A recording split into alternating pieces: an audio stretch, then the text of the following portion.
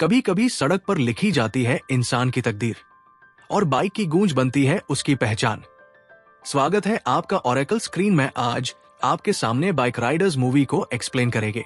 1950 के दशक के अमेरिका में शिकागो के गलियों से शुरू होती है एक गैंग की कहानी, वैंडल्स मोटरसाइकिल क्लब। सड़क पर तेज रफ्तार बाइक, काले जैकेट और आंखों में बगावत। ये कोई आम लोग नहीं थे, ये थे बाइक राइडर्स, समाज के नियमों से परे अपने उसूलों पर जीने वाले लोग। जॉनी, टॉम हार्डी, गैंग का लीडर, एक शांत मगर दमदार शख्स जिसकी मौजूदगी ही काफी थी खौफ फैलाने को। बेनी, ऑस्टिन बटलर, एक बेमिसाल राइडर, दिल से बगावती और रफ्तार का दीवाना।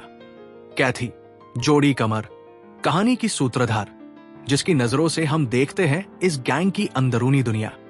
कभी कभी कोई रिश्ता वक्त से नहीं, रफ्तार से बनता है।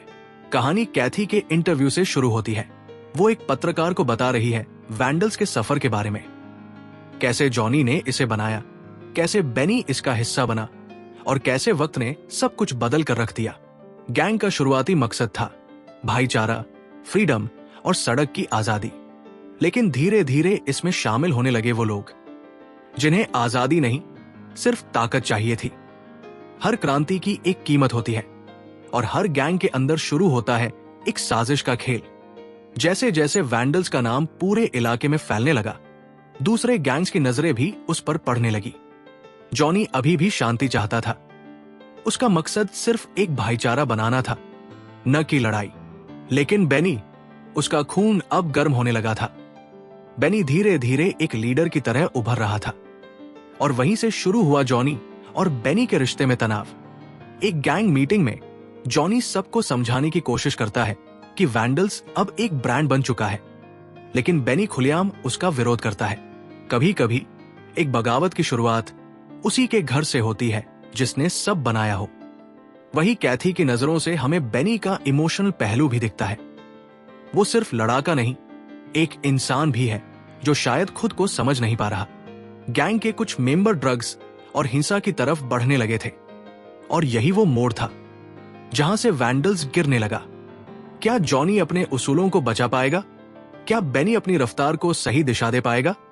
जब रास्ते अलग हो जाते हैं तो सफर में सिर्फ धूल और धुआं रह जाता है। अब वैंडल्स दो हिस्सों में बंट चुका था। एक तरफ जॉनी और उसके पुराने उसूल, दूसरी तरफ बेनी और नया खौफ। जॉनी अब गैंग से दूरी बनाने लगा। कैथी, जो बेनी से प्यार करती थी, उसे समझाने की कोशिश करती है कि वो खुद को खो रहा है, लेकिन बेनी अब रुकने को तैयार नहीं था। एक गैंग वार की खबर फैलती है। बेनी की अगुवाई में वैंडल्स के नए मेंबर्स एक विरोधी गैंग पर हमला करते हैं। खून खराबा होता है, पुलिस का ध्यान आता है और वैंडल्स की छवि मिट्टी में मिल जाती है।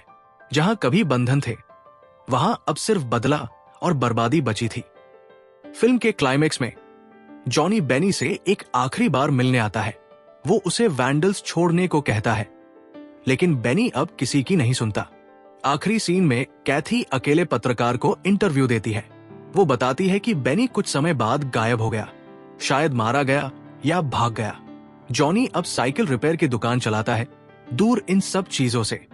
गैंग खत्म हो गया, लेकिन जो धड़कन कभी सड़कों पर गूंजती थी, वो आज भी सुनाई देती है। अगर आपको ये कहानी पसंद आई हो तो चैनल को जरूर सब्सक्राइब करें ताकि अगली दमदार स्टोरी सबसे पहले आप तक पहुंचे।